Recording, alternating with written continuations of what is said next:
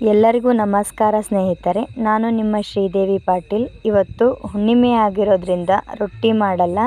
ಬೆಳಿಗ್ಗೆ ಮಧ್ಯಾಹ್ನ ಚಪಾತಿ ತಿಂದಿದ್ದರಿಂದ ರಾತ್ರಿ ಊಟಕ್ಕೆ ಅನ್ನ ತರಕಾರಿ ಸಾಂಬಾರು ಮಾಡಮಿ ಅಂದ್ಕೊಂಡು ಇವತ್ತು ಟ್ಯೂಷನ್ ಮಕ್ಕಳು ಲೇಟಾಗಿ ಹೋದರು. ಅದಕ್ಕೆ ಅಡುಗೆ ಮಾಡೋದು ಸ್ವಲ್ಪ ಲೇಟ್ ಆಯಿತು. ಹಾಗಾಗಿ ವಿಡಿಯೋ ಅಪ್ಲೋಡ್ ಮಾಡೋದನ್ನು ಲೇಟ್ ಆಯಿತು. ಮೊದಲಿಗೆ ಒಂದು ಕಡೆ ಬೇಳೆ ಕುದಲಿಕ್ಕೆ ಇಟ್ಕೊಂಡು ಮತ್ತೊಂದು ಕಡೆ ಅನ್ನ ಇಟ್ಕೊಂಡೆ. ಬೇಳೆ ಕುದಿಯೋ ತನಕ ಚುಯಿ ಮಾಡೋಣ ಅಂದ್ಕೊಂಡೆ. ಏನಪ್ಪ ಚುಯಿ ಅಂದ್ಕೊಂಡ್ರೇನು? ಚುಯಿ ಅಂದರೆ ನಮ್ಮಮ್ಮ ನಾವು ಸಣ್ಣವರಿದ್ದಾಗ ನಮ್ಮ ಅಮ್ಮಂದ್ರಿಗೆಲ್ಲ ಮಾಡಿಕೊಡ್ತಿದ್ರು. ನಮ್ಮ ಅಜ್ಜಿ ನಮ್ಮ ಅಮ್ಮಂದ್ರಿಗೆ ಅವರೆಲ್ಲ ಚುಯಿ ಅಂತಿದ್ರು. ಇದು ಯಾಕೆ ಅಂತಿರೋ ಗೊತ್ತಿಲ್ಲ. ಮೇ ಬಿ ಅದು ಹಂಚ ಮೇಲೆ ಹಾಕಿದ ತಕ್ಷಣ ಚುಯಿ ಅಂತ ಸೌಂಡ್ ಬರ್ತದಲ್ಲ, ಅದಕ್ಕೆ ಅಂತಿದ್ರು ಕಾಣಿಸ್ತದ. ಚುಯಿ ಹೆಂಗೆ ಮಾಡೋದಂತ ನೋಡ್ರಿ. 2 ಕಪ್ ಕಡಲೆ ಹಿಟ್ಟು, 1 ಕಪ್ ಜೋಳದ ಹಿಟ್ಟು, 1 ಕಪ್ಗಿಂತ ಸ್ವಲ್ಪ ಕಡಿಮೆ ಗೋಧಿ ಹಿಟ್ಟು ಹಾಕಿಬಿಟ್ಟು ಚಲೋ ಕಲಿಸ್ಕೊರಿ. ನಂತರ ಅದಕ್ಕೆ ಖಾರ, ಉಪ್ಪು, ಒಂದು ಚಿಟಿಕೆ ಸೋಡಾ, ಜೀರಿಗೆ ಎಲ್ಲನೂ ಹಾಕಿ ಕಲಿಸ್ಬೇಕು ಒಂದು ಸಲ ನೀಟಾಗಿ. ಕಲಸಿದ ಮೇಲೆ ಅದಕ್ಕೆ ನೀರು ಎಷ್ಟು ಪ್ರಮಾಣದಾಗ ನೀರು ಇಡಿಸುತ್ತಲ್ಲ ಅಷ್ಟು ಪ್ರಮಾಣದಾಗ ನೀರು ಇಡಿಸಿ ದೋಸೆ ಹಿಟ್ಟಿನ ಹದಕ್ಕೆ ಮಾಡಬೇಕು. ನೋಡಿರಿ, ಚಲೋ ಮಿಕ್ಸ್ ಮಾಡಬೇಕು. ಮಿಕ್ಸ್ ಮಾಡಿ ಅಷ್ಟೊತ್ತಿಗೆ ಬೇಳೆ ಎಲ್ಲ ಕುದ್ದದ. ಅದಕ್ಕೆ ಟೊಮಟೊ, ಹೀರೆಕಾಯಿ, ಬೀನ್ಸು, ಅರಿಶಿನ, ಧನಿಯಾ ಪೌಡರ, ಖಾರದ ಪುಡಿ ಎಲ್ಲ ಹಾಕಿ ಚಲೋ ಕಲಸಿ ಒಂದು 5 ನಿಮಿಷ ಕುದ್ಲಿಕ್ಕೆ ಬಿಟ್ಟರೆ ಸಾಕು. 5 ನಿಮಿಷನೂ ಸಾಕು.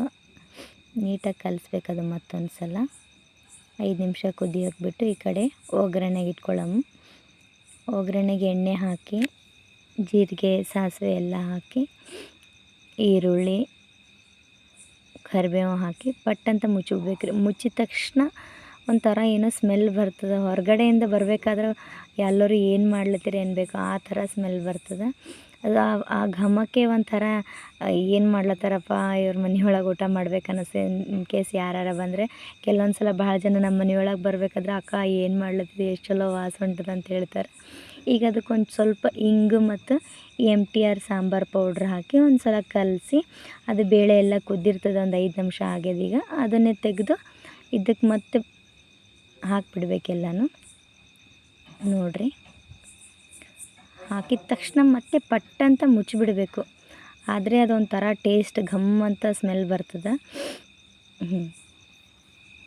ನೋಡಿರಿ, ಈ ಥರ ನಾನು ಎಲ್ಲೂ ಹುಣಸೆಹಣ್ಣು ಬಳಸಿಲ್ಲ. ಯಾಕಂತಂದ್ರೆ ರಾತ್ರಿ ಬೇಳೆ ಸಾಂಬಾರು ಎದೆ ಉರಿತದೆ ಅಂಥೇಳಿ ಒಂದು ಅರ್ಧ ನಿಂಬೆಹಣ್ಣು, ಕೊತ್ತಂಬರಿ ಹಾಕಿ ಕಲಿಸ್ಬಿಟ್ಟಿನಿ. ಎಷ್ಟು ಬೇಕೋ ಅಷ್ಟು ನೀರು ಹಾಕೋರಿ.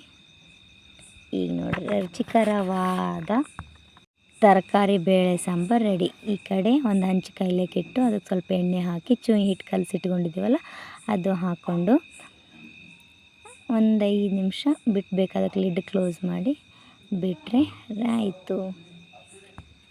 ವಿಡಿಯೋ ಇಷ್ಟ ಆದರೆ ಪ್ಲೀಸ್ ನನ್ನ ಚಾನಲ್ ಸಬ್ಸ್ಕ್ರೈಬ್ ಮಾಡಿ, ಲೈಕ್ ಮಾಡಿ. Thank you very much.